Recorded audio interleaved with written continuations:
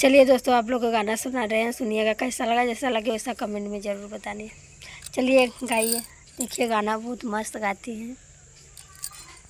बनावा बोयऊ हो मकोइया, बनावा बोयऊ हो मकोइया, बनवा बोई हो मकोइया, बनवा बोई हो मकोइया। बाबा के बगीचा गईले तोड़न के मकोइया, बजी के फाटल मोर चुनरिया, बजी के फाटल मोर चुनरिया, बजी के फाटल हो चुनरिया, बजी के फाटल मोर चुनरिया।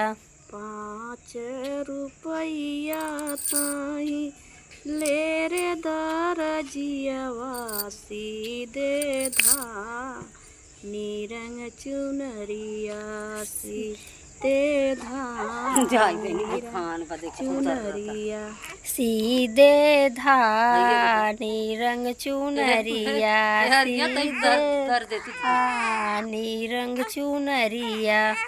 5 रुपया धन टोके गठिया, तू एक दिन आव मोर से जरिया, एक दिन आव मोर से जरिया, एक दिन आव मोर से जरिया, एक दिन आव मोर से जरिया।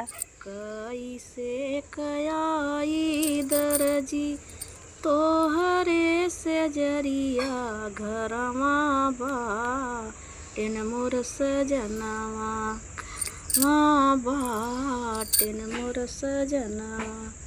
कैसे कियाई धनी दर्जी, कैसे कियाई दर्जी तोहरे से जरिया हो, घरवा बाटेन मोर सजनवा, घरवा बाटेन मोर सजनवा।